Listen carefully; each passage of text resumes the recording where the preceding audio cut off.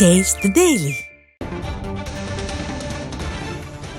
உயர்கல்வித்துறை அமைச்சர் பொன்முடியின் விடுதலையை ரத்து செய்திருக்கிறது சென்னை உயர்நீதிமன்றம். சொத்து குவிப்பு வழக்கில் அவரை சிறப்பு நீதிமன்றம் விடுதலை செய்திருந்தது. இந்நிலையில் அது தொடர்பான மேல்முறையீட்டு வழக்கில் சென்னை உயர்நீதிமன்றம் அந்த விடுதலையை ரத்து செய்து உத்தரவிட்டிருக்கிறது. இதுகுறித்து விரிவாக பேசுவதற்காக அரசியல் பிரிவு ஆசிரியர் திரு கார்த்திகேயன் இணைந்திருக்கிறார். கார்த்திகேயன், 2 கேள்விகள். இந்த வழக்கின் பின்னணி என்ன? இப்ப அடுத்த கட்ட வாய்ப்பாக அமைச்சர் பொன்முடி மேல்முறையீடு செய்வதற்கான வாய்ப்பு இருக்கா? இந்த வழக்குடைய பின்னணியை நம்ம பார்க்க வேண்டியதா இருக்கு. 1996, 2001 இந்த ஆண்டு காலத்துல போக்குவரத்து துறை அமைச்சராக, திமுக ஆட்சி காலத்துல போக்குவரத்து துறை அமைச்சராக இருந்தவர் திரு பொன்முடி. அந்த காலகட்டத்தில் அவர் வருமானத்திற்கு அதிகமாக சொத்து சேர்த்தார் அப்படின்ற அடிப்படையில் அடுத்து வந்த அதிமுக ஆட்சி காலத்தில் அவர் மீது வழக்கு தொடுக்கப்பட்டது. அந்த வழக்கு விழுப்புரம் மாவட்ட நீதிமன்றத்தில் நடந்துட்டு இருந்துச்சு. அதை வேலூர் மாவட்ட நீதிமன்றத்திற்கு மாற்றி அதன் மூலமாக பொன்முடி விடுவிக்கப்பட்டார் அப்படின்றதான் குற்றச்சாட்டு. இதை சொன்னவர் சென்னை உயர்நீதிமன்ற நீதிபதி திரு ஆனந்த் வெங்கடேஷ். இந்த விடுவிக்கப்பட்டதை நான் அந்த தீர்ப்பை வாசித்த பிறகு இரவு முழுவதும் தூங்கல அப்படின்னு தன்னுடைய வேதனையெல்லாம் அவர் பதிவு செய்திருந்தார். அதெல்லாம் நம்ம பார்த்திருப்போம். இதுல திட்டமிட்டே இதுல இது மாதிரியான விடுவிப்புகள்லாம் நடக்குது அப்படிங்கிறதா அவருடைய விமர்சனமாக இருந்தது.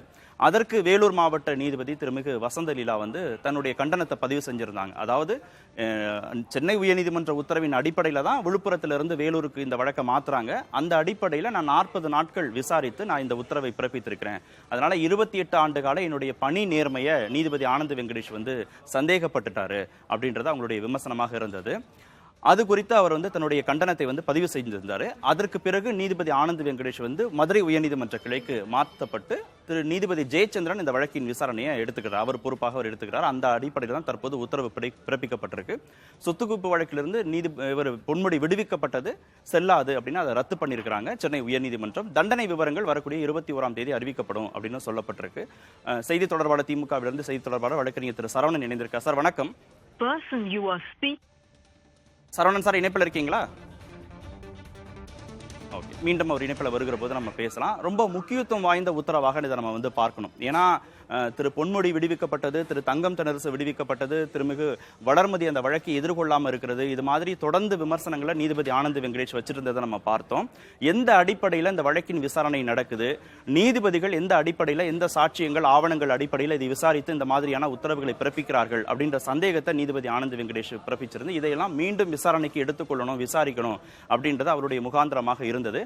ஆனா அவர் மதுரை உயர்நீதிமன்ற கிளைக்கு மாற்றப்பட்டு தற்போது ஜெயச்சந்திரன் அதை பொறுப்பில் எடுத்து தற்போது அந்த உத்தரவை பிறப்பித்திருக்கிறார்.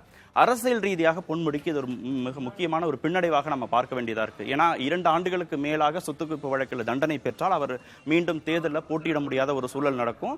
எந்த அளவுக்கு அவருக்கான உச்சநீதிமன்றத்தில் இவருக்கான நிவாரணமாக அதெல்லாம் கிடைக்க போகுது அப்படிங்கிறதை நம்ம பொறுத்திருந்து பார்க்கணும். கடந்த காலங்களில் அதிமுகவுடைய பொதுச் செயலாளர் திருமிகு ஜெயலலிதா இதே மாதிரி சொத்து குவிப்பு வழக்கில் அவங்க தண்டனை பெற்றாங்க. அதுக்கப்புறம் அது உச்சநீதிமன்றத்தில் போய் சசிகலா, இளவரசி சுதாகரன் உள்ளிட்டவர்களுக்கான அந்த தண்டனை விவரங்கள் அறிவிக்கப்பட்டதை நம்ம பார்க்கிறோம். திமுகவில் அதே மாதிரியான சொத்து குவிப்பு வழக்கில் தண்டிக்கப்படக்கூடிய முதல் நபராக திரு பொன்முடி இருப்பதற்கான வாய்ப்புகள் இருக்கு. 21ஆம் தேதி தண்டனை விவரங்களை நீதிமன்றம் அறிவிக்க இருக்கக்கூடிய சூழல்ல திமுக ஆட்சி காலத்தில் அவங்க தொடர்ந்து வைக்கக்கூடிய வாதம் என்ன அப்படின்னா, சொத்து குவிப்பு வழக்கில் நாங்கள் இது வரைக்கும் தண்டனை பெற்றதே இல்லை. அவங்க அதிமுக மீதான விமர்சனங்களை, ஜெயலலிதா மீதான விமர்சனங்களை தான் அவங்க வைப்பாங்க. ஆனால் பொன்முடி மீதான தண்டனை விவரங்கள் அறிவிக்கப்பட்டா திமுக ஆட்சி காலத்தில் பொறுப்பில் இருந்த ஒரு அமைச்சர் சொத்து குவிப்பு வழக்கில் தண்டிக்கப்பட்ட ஒரு முதல் அமைச்சராக அவர் இருப்பார். ஆனால் செல்வகணபதியோ இந்திரகுமாரி போன்ற முன்னாள் அமைச்சர்கள்லாம் அதிமுகவில் இருந்த காலகட்டத்தில் அவங்க சொத்து குவிப்பு வழக்கு போடப்பட்டு அது திமுக ஆட்சி காலத்தில் அது விசாரிக்கப்பட்டு தண்டனை வழங்கப்பட்டது. அதுக்கப்புறம் அவங்க திமுகலையும் இணைந்தார்கள். ஆனால் திமுக ஆட்சி காலத்திலே பொறுப்பேற்ற ஒரு அமைச்சர் இந்த மாதிரி தண்டனைக்கு உள்ளாகிறதுங்கிறது முதல் முறையா இருக்கும். வழக்கறிஞர் சரவணன் மீண்டும் இணைந்திருக்கிறார். சரவணன் வணக்கம். வணக்கம். வணக்கம். இத வழக்கிலிருந்து திரு பொன்முடி விடுவிக்கப்பட்ட சமயத்திலேயே நீதிபதி கடுமையான விமர்சனங்களை முன் வச்சிருந்தாரு. தற்போது அந்த விடுவிப்பை ரத்து செஞ்சிருக்கு உயர்நீதிமன்றம். அரசியல் ரீதியாக இது திமுகவுக்கும் பொன்முடிக்கும் பின்னடைவாக பார்க்கலாமா? இல்ல இப்போ இந்த கார்த்திகேயன் இது நீங்க சொல்ற அந்த வழக்கு இல்ல. இது அந்த வழக்கு விடுதலை செய்யப்பட்ட வழக்கு அது விசாரணையில தான் இருக்கு.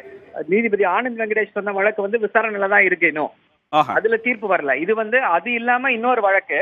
இந்த வழக்கு நீங்க சொன்னது போலதான் 96, 2001 சொத்து குவிப்பு செய்தார்னு சொல்லி போடப்பட்ட வழக்கு. இதை விடுதலை செய்தார்கள். 2016 விடுதலை செய்யப்பட்டாங்க. அதுக்கு மேல அப்பொழுது அதிமுக அரசு ஒரு அப்பீல் பண்ணியிருந்தாங்க, அப்பீல் அகைன்ஸ்ட் அக்விட்டல். அந்த விடுதலைக்கு எதிராக ஒரு ஏற்பு மனுவை போட்டிருந்தாங்க. அந்த இதுலதான் இன்னைக்கு தீர்ப்பு சொல்லியிருக்காங்க. அதுலதான் வந்து அந்த விடுதலை வந்து செல்லாது, இவருக்கு தண்டனை கொடுக்கணும்னு சொல்லியிருக்காங்க.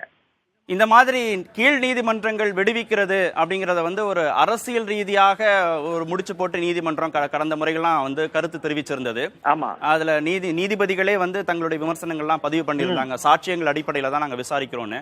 இப்போ இந்த தண்டனை விவரங்கள்லாம் அறிவிக்கப்பட்டா அவருடைய அரசியல் வாழ்க்கைக்கும் ஒரு பின்னடைவு, திமுகவுக்கும் ஊழல் கட்சிங்கிற அந்த ஒரு பிம்பம் உருவாகாதா இதன் மூலமாக? இல்ல அதாவது இது அதுதான் சொன்னேன். இது வந்து 1996 நடந்திருக்கக்கூடிய வழக்கு. அந்த வழக்குல வந்து விடுதலை செய்யப்பட்ட வழக்குல இப்ப இந்த நீதிபதி வந்து இப்படி ஒரு தீர்ப்பு கொடுத்திருக்காரு. இவருக்கு மேல வந்து உச்ச நீதிமன்றம் இருக்கிறது. சோ உச்ச நீதிமன்றத்தை வந்து கண்டிப்பாக உடனடியாக நாட வேண்டும். இந்த தீர்ப்புகள் வந்து திருத்தப்படலாம் என்பதற்காக தான் வந்து அப்பீல் ப்ரொவிஷன் கொடுத்திருக்காங்க. இதுக்கு மேல வந்து அப்பீல், இது வந்து நிரந்தர தீர்ப்பு கிடையாது. இதுக்கு மேல அப்பீல் இருக்கு. இல்ல தொடர்ந்து இந்த குற்றச்சாட்டுகள் இருக்கிறத நீங்க பார்க்கலையா? திரு தங்கம் தென்னரசு விடுவிக்கப்பட்டதை நீதிமன்றம் விமர்சிக்குது. திரு KKSSR ராமச்சந்திரன் மீதான வழக்கின் விசாரணை இருக்கு. அனிதா ராதாகிருஷ்ணன் தொடர்பான வழக்குல தூத்துக்குடி நீதிமன்றத்துல இடி வந்து நாங்களும் விசாரிக்கணும்னு போய் முறையிடுறாங்க.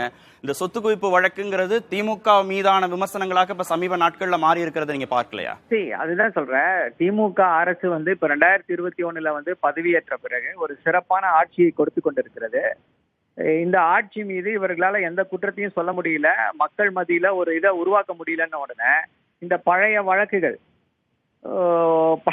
வழக்குகளை எல்லாத்தையும் தோண்டி துருவி எடுத்து இப்படி வந்து நடக்கிறதா அப்படின்ற அந்த ஒரு சந்தேகம் வந்து இருக்கிறது. இல்ல ஏன் இது அரசியல் ரீதியா முடிச்சு போடுறீங்க? நீதிமன்றம் இதை அணுகுது, நீதிபதி விமர்சிக்கிறாரு.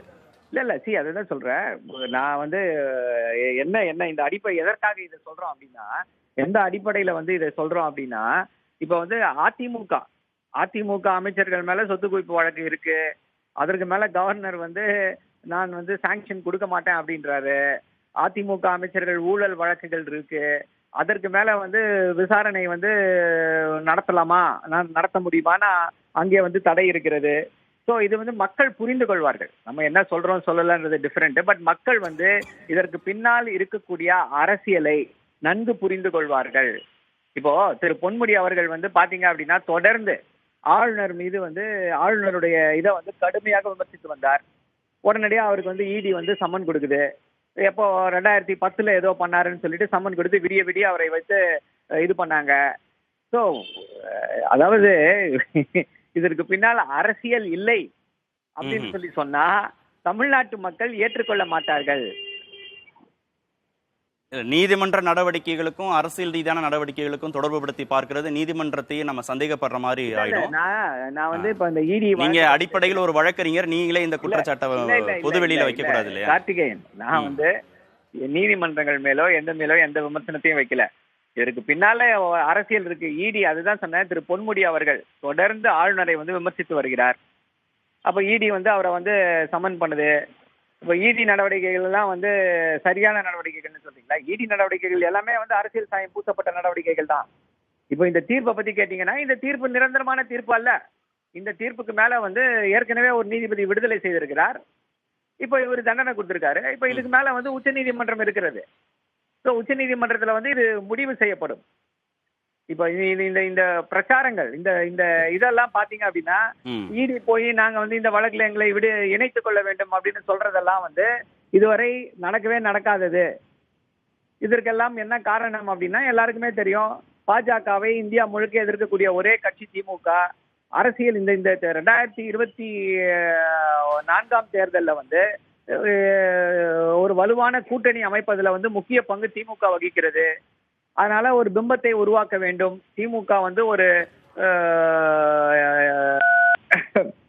அரசியல் ரீதியாக திமுகவை முடக்குவதற்கான சதின்னு சந்தேகப்படுறீங்க. அது உங்களுடைய விமர்சனங்களாக மட்டும்தான் நம்ம எடுத்துக்கொள்ள முடியும். ஆனா ஒரே ஒரு கிளாரிபிகேஷன், நான் நிகழ்ச்சியின் தொடக்கத்துல உங்ககிட்ட தொலைபேசி இணைப்புல வந்தபோது நான் சொன்னது மாதிரி, இது ஆனந்த் வெங்கடேஷ் வந்து விமர்சித்த வழக்கு தான்.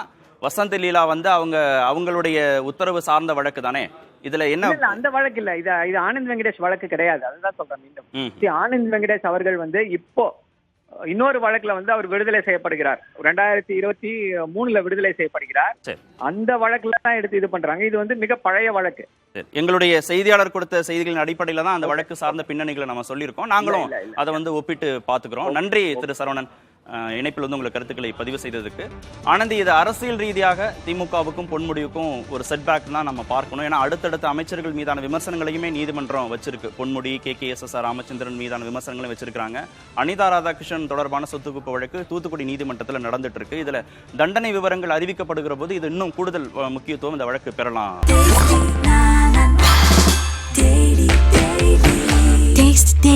Taste the Daily.